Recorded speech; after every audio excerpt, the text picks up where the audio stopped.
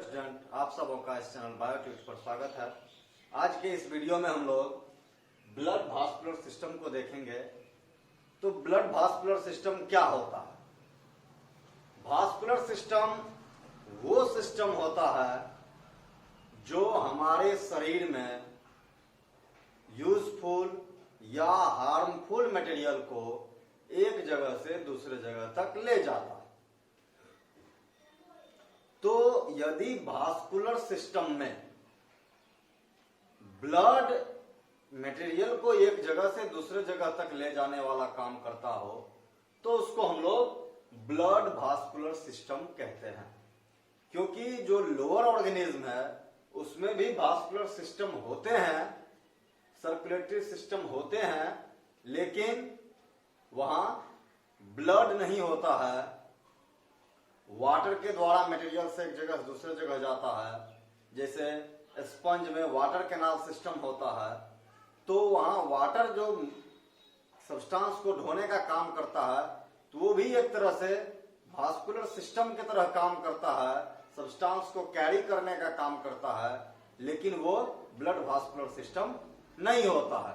तो blood vascular system मतलब हो गया कि वहां ब्लड उपस्थित होगा और ब्लड ही यूजफुल या हार्मफुल सब्सटेंस को एक जगह से दूसरे जगह कैरी करने का काम करेगा।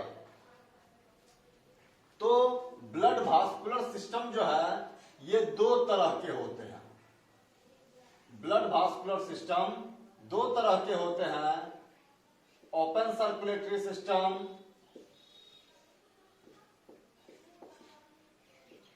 वास्कुलर सिस्टम को सर्कुलेटरी सिस्टम भी कहा जाता है। तो ओपन सर्कुलेटरी सिस्टम और close circulatory system.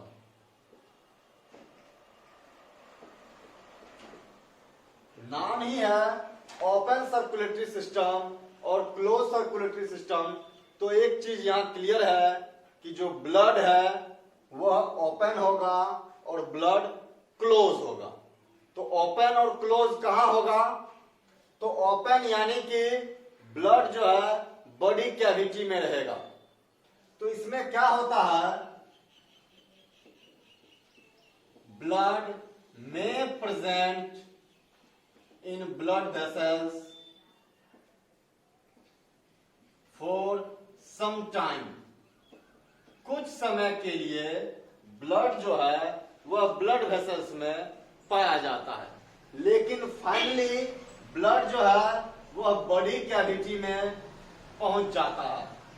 Finally blood body cavity में आता है, जिसको हेमोसील कैविटी कहते हैं। उस बॉडी कैविटी को हेमोसील कैविटी कहते हैं, जिसमें फाइनली ब्लड पहुंच जाता है, यानी कि ब्लड का मिक्सिंग रहता है। क्लोज सर्कुलेटरी सिस्टम में क्या होता है कि ब्लड कभी भी ओपन स्पेस में नहीं आता है। ब्लड जो है वो हमेशा ब्लड वेसल्स के अंदर ही फ्लो करता है। Blood always flow inside the blood vessels.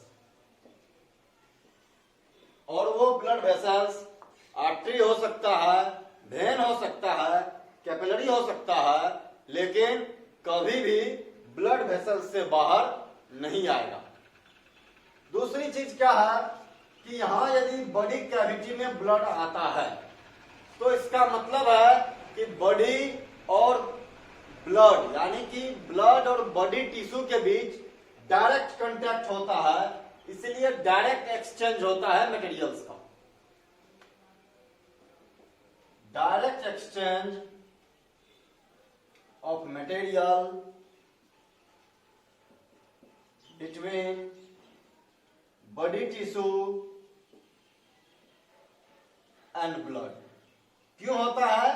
क्योंकि बॉडी जो ब्लड जो है वह बॉडी कैविटी में आ गया ब्लड वेसल्स के बाहर, तो डायरेक्ट ब्लड जो है बॉडी सेल्स के कांटेक्ट में आ जाता है, इसीलिए डायरेक्ट एक्सचेंज हो जाता है मटेरियल का। लेकिन क्लोज सर्कुलेटरी सिस्टम में क्या होता है कि चूंकि ब्लड हमेशा ब्लड वेसल्स के अंदर ही फ्लो करते रहता है, तो कभी भी ब्लड डायरेक्ट बॉडी टिश्यू के कांटेक्ट में नहीं आता है, तो इसीलिए यहां नो डायरेक्ट एक्सचेंज होता है। यानी कि यहां एक्सचेंज जब भी होगा तो ब्लड और बॉडी टिश्यू के बीच में वॉल होगा, और वह वॉल होगा ब्लड वेसल्स का। भले ही सबसे पतला ब्लड वेसल्स होता है कैपिलरी, जो एक सिंगल लेयर का बना होता है एंडोथेलियम का, लेकिन ब्लड और बॉडी टिश्यू के बीच में एक लेयर हमेशा पाया जाएगा, यानी कि डायरेक्ट एक्सचेंज नहीं होगा। इस तरह के जीवों में, जिस जीव में ओपन सर्कुलेटरी सिस्टम होते हैं, उसमें यदि पिगमेंट पाए जाते हैं, रेस्पिरेटरी पिगमेंट यदि पाए जाते हैं, if present then dissolve into plasma, तब वो प्लाज्मा में घुले होंगे, no RBC present, then dissolve in plasma. जबकि क्लोज सर्कुलेटरी सिस्टम में रेस्पिरेटरी पिगमेंट कहां पाए जाते हैं, तो प्लाज्मा में भी हो सकते हैं और आरबीसी के अंदर भी होते हैं, लेकिन ओपन सर्कुलेटरी सिस्टम में हमेशा रेस्पिरेटरी पिगमेंट, चाहे वो हेमोग्लोबिन हो या हेमोसाइनिन हो, जो भी हो, वो हमेशा प्लाज्मा में डिसॉल्व रहते हैं। तो ये लोअर ऑर्गेनिज्म में होता है। लोअर ऑर्गेनिज्म में जैसे मोलस्क में होता है, आर्थ्रोपोड्स में होता है, कुछ एनिलिड्स में, तो ये close circulatory system, all the vertebrates and some some higher invertebrates,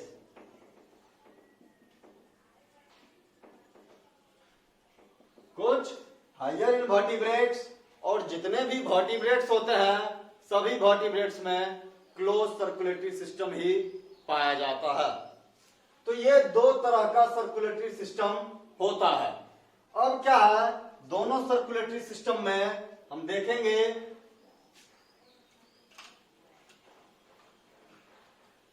open circulatory system में चूंकि ब्लड डायरेक्ट बॉडी कैविटी में रहता है, तो ब्लड जो बहता है with very low pressure, blood flow जो है वो लो प्रेशर के साथ फ्लो होता है।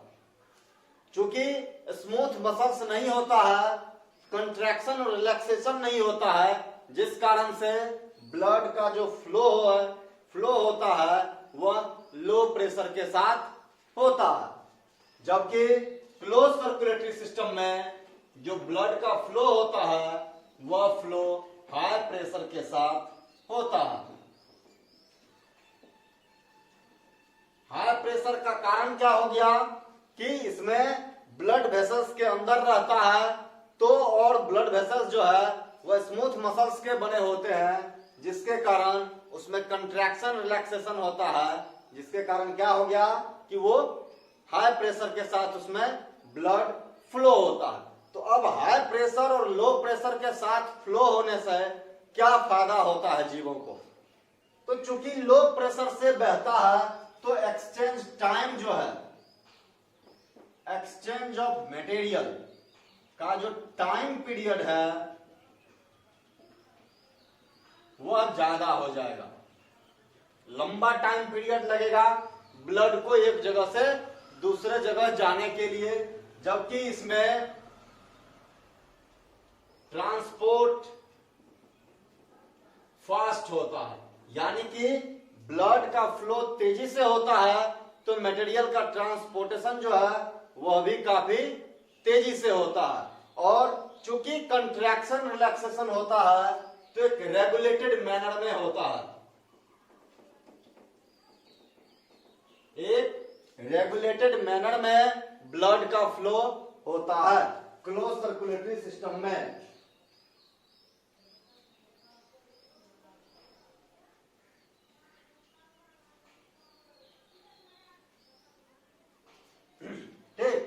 रेगुलेटेड मैनर में होता है, और चूंकि हाई प्रेशर और कंट्रोल्ड में होता है तो इफिशियंसी जो है जीवों की काम करने की, सर्कुलेटरी सिस्टम के काम करने की इफिशियंसी वो बढ़ जाती है, जबकि ऐसा ओपन सर्कुलेटरी सिस्टम में नहीं होता है। तो क्लोज सर्कुलेटरी सिस्टम में वर्किंग इफिशियंसी जो है वह ज्यादा होती है ओपन सर्कुलेटरी सिस्टम के अपेक्षा। तो ये दो तरह के सर्कुलेटरी सिस्टम होते हैं जीवों में।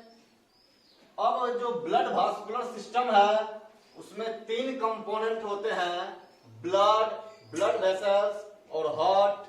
तो हम लोगों ने ब्लड वेसल्स को देख लिया है कि ब्लड वेसल्स कितने तरह के होते हैं। इसके पिछले वाले वीडियो में हम लोग ब्लड वेसल्स को देखे कि आर्टरी किस तरह का होता है, वेन किस तरह का होता है, कैपिलरी किस तरह का होता है, आर्टरी और वेन का स्ट्रक्चर किस तरह का होता है।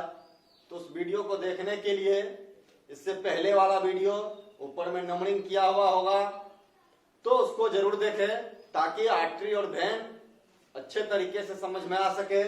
तो अब हम लोग देखेंगे हार्ट।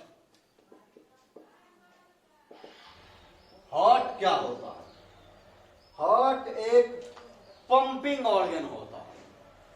हार्ट को बेसिकली हम लोग पंपिंग ऑर्गन कह सकते हैं। जिस तरह से एक मोटर होता है पानी फेंकने वाला, वो क्या करता है, नीचे से पानी लेता है या किसी वाटर रिसोर्स से पानी लेता है और उसको प्रेशर के साथ फिर आगे फेंक देता है।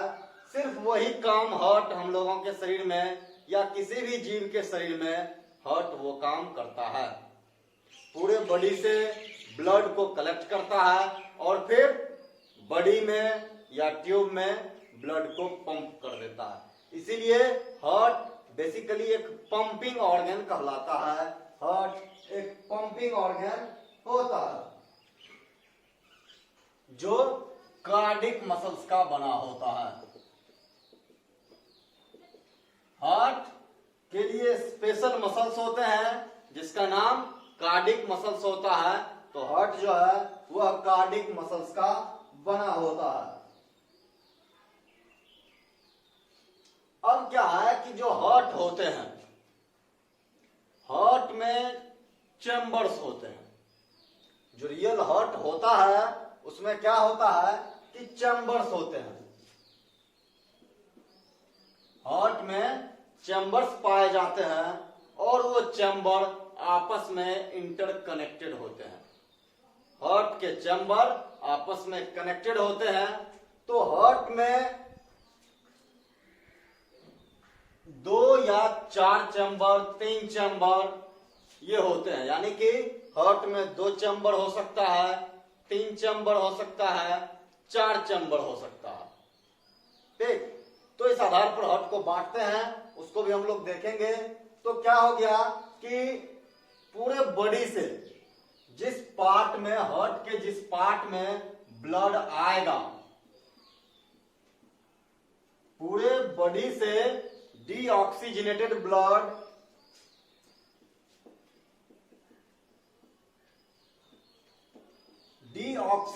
ब्लड हार्ट का जो पार्ट रिसीव करेगा उस पार्ट को ऑरिकल या एट्रियम कहते हैं।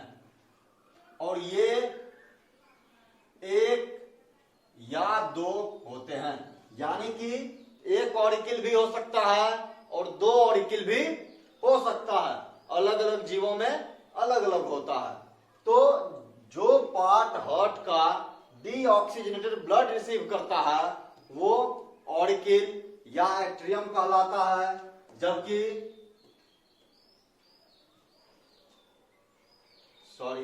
ये ऊपर वाला पार्ट हो गया, हार्ट में 2 चैम्बर हो गए। ऊपर वाला पार्ट ऑरिकल कहलाता है और नीचे वाला भाग वेंट्रिकल कहलाता है। ऊपर वाला भाग ऑरिकल कहलाता है और नीचे वाला भाग वेंट्रिकल कहलाता है। इससे पहले जो बताया वो क्या होता है कि हार्ट में 2 चैम्बर, वो तो ये ऊपर वाला भाग जो है इस तरह से हार्ट डिवाइड रहता है। ऊपर वाले पार्ट को ऑरिकिल कहते हैं और नीचे वाले पार्ट को वेंट्रिकल कहते हैं। तो अब क्या है इस ऑरिकिल और वेंट्रिकल में, वो हम लोग देखेंगे। तो ये ऑरिकिल और वेंट्रिकल होते हैं। इसके अलावे कुछ जीवों में तो ऑरिकिल और वेंट्रिकल हार्ट के मेन चैम्बर हैं।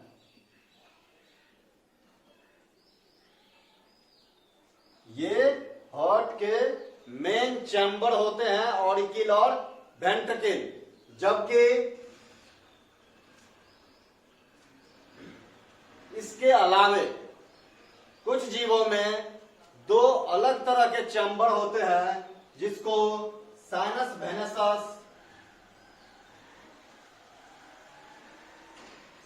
वेनेसस और दूसरा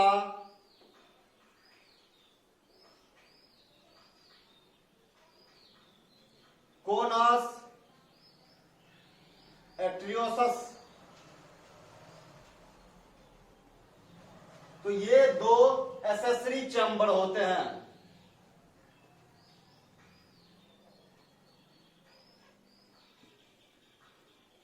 हार्ट में किसी किसी जीव में, सभी जीवों में ऑरिकिल और वेंट्रिकल ही मेन चैम्बर होते हैं, जबकि साइनस वेनेसस और कोनस एट्रियोसस ये एसेसरी चैम्बर होते हैं, जो कुछ जीवों में पाया जाता है। यानी कि ब्लड जो है ऑरिकिल या वेंट्रिकल में आने से पहले साइनस वेनेसस और कोनस एट्रियोसस में आता है।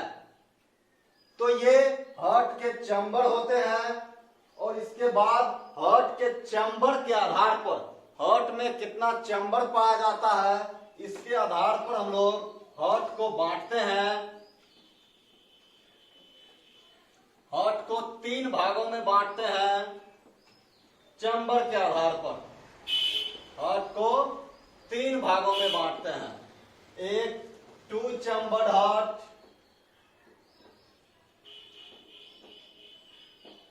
3 चैम्बर्ड हार्ट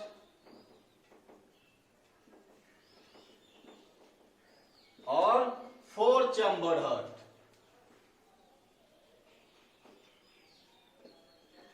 अब क्या है, इसके अलावा कहीं कहीं इनकम्प्लीटली 4 चैम्बर्ड हार्ट भी लिखा रहता है, तो वो होते हैं। तो 2 चैम्बर्ड हार्ट, 3 चैम्बर्ड हार्ट और 4 चैम्बर्ड हार्ट। अब 2 चैम्बर्ड हार्ट में क्या है, एक ऑरिकिल, एक वेंट्रिकल। एक ऑरिकिल होगा और एक वेंट्रिकल होगा, इस तरह से। ये यदि हार्ट है तो एक ऑरिकिल और एक वेंट्रिकल होगा। अब क्या है, इस तरह का हार्ट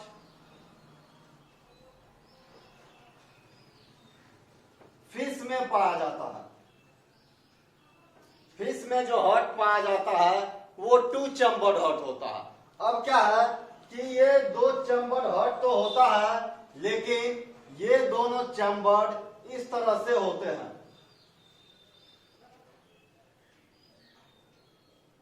इस तरह से, एक्चुअली में इस तरह से ये होता है।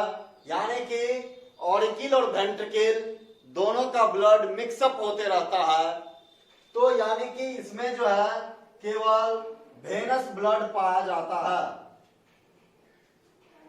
इसमें केवल वेनस ब्लड यानी कि डीऑक्सीजनेटेड ब्लड पाया जाता है। इसीलिए इस तरह के हार्ट को हम लोग वेनस हार्ट भी कहते हैं। इस तरह के हार्ट को वेनस हार्ट भी कहते हैं। और यहां से जब ब्लड बाहर निकलता है आफ्टर कंट्रैक्शन, तो सीधे गिल्स तक जाता है। ऑक्सीजन लेने के लिए वो ब्लड गिल्स तक जाता है। तो इसीलिए इसको हम लोग ब्रांचियल हार्ट भी कहते हैं। इसलिए ब्रांचियल हार्ट भी कहते हैं। तो ये 2 चैम्बर्ड हार्ट होता है जो फिश में पाया जाता है। 2 चैम्बर्ड हार्ट में दोनों एसेसरी चैम्बर्स जो है साइनस वेनसस और कोनस एट्रियोसस दोनों एसेसरी चैम्बर पाए जाते हैं। यानी कि ब्लड ऑरिकिल और वेंट्रिकल से पहले साइनस वेनसस और कोनस एट्रियोसस में रहता है। तो ये 2 चैम्बर्ड हार्ट होते हैं। 3 चैम्बर्ड हार्ट एम्फीबियंस में पाए जाते हैं।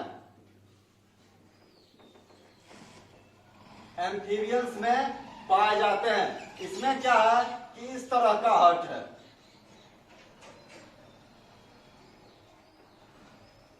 यानी कि 2 ऑरिकिल होता है और 1 वेंट्रिकल। 3 चैम्बर्ड हार्ट में 2 ऑरिकिल और 1 वेंट्रिकल पाया जाता है।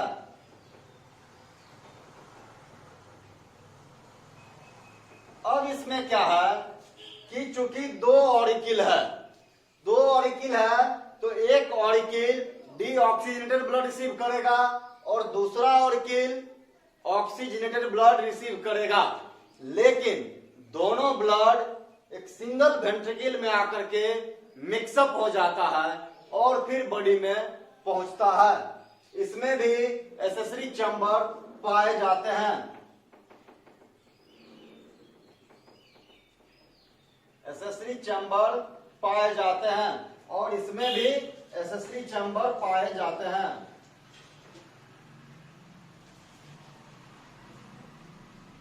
तो ये 2 तरह के हार्ट है, 3 चैम्बर्ड हार्ट और ये 2 चैम्बर्ड हार्ट।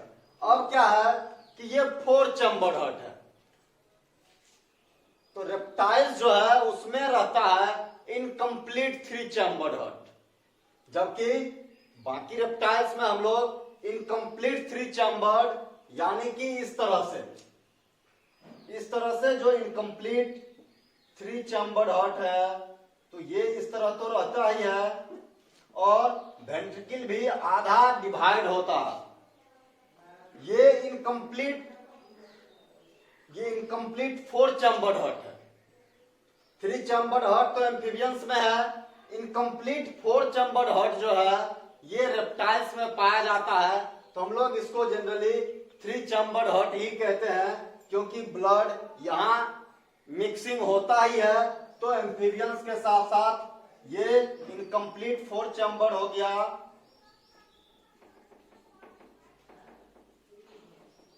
फोर चैम्बर है जो रेप्टाइल्स में पाया जाता है, जो रेप्टाइल्स में पाया जाता है। कुछ रेप्टाइल्स को छोड़ करके, जैसे क्रोकोडाइल है, एलिगेटर है, इन सब को छोड़ करके, इन दोनों को छोड़ करके बाकी रेप्टाइल्स में इनकम्प्लीट 4 चैम्बर या 3 चैम्बर्ड हार्ट ही पाया जाता है। 4 चैम्बर्ड हार्ट में क्या हो गया कि कंप्लीटली 4 चैम्बर होता है, कंप्लीट 4 चैम्बर होते हैं, यानी कि 2 ऑरिकल और 2 वेंट्रिकल पूरी तरह से इस तरह से होता है, यानी कि ऑक्सीजनेटेड और डीऑक्सीजनेटेड ब्लड 4 चैम्बर्ड हार्ट में मिक्स नहीं होता है। 4 चैम्बर्ड हार्ट में डीऑक्सीजनेटेड और ऑक्सीजनेटेड ब्लड का मिक्सिंग नहीं होता है, तो वो कंप्लीट 4 चैम्बर्ड हार्ट होते हैं, जो क्रोकोडाइल, बर्ड्स, मैमल्स, इन सब में पाया जाता है। एलिगेटर में भी पाया जाता है। तो ये कंप्लीट 4 चैम्बर हार्ट होते हैं। और उनमें क्या होता है,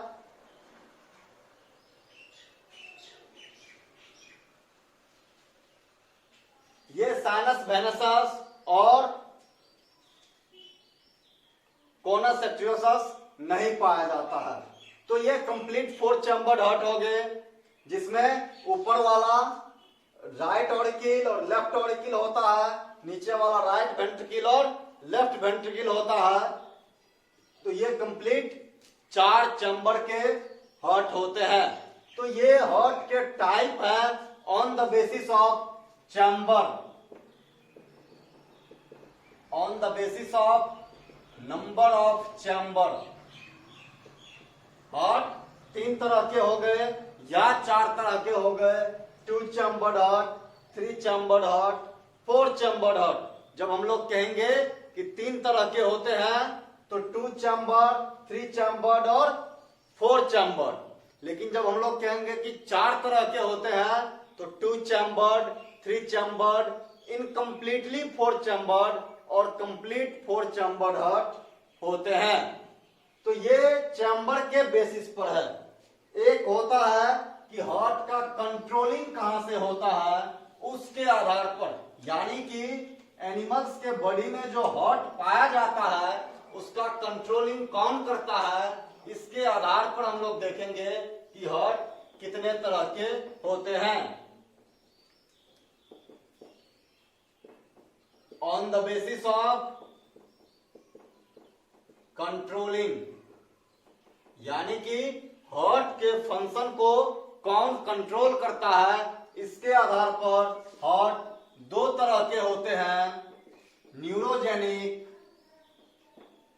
न्यूरोजेनिक हार्ट और मायोजेनिक हार्ट। तो ये 2 तरह के हार्ट है। न्यूरोजेनिक हार्ट यानी कि नाम से ही पता है कि वह न्यूरॉन्स के द्वारा कंट्रोल होगा, यानी कि कंट्रोल्ड बाय न्यूरॉन्स, यानी कि ब्रेन।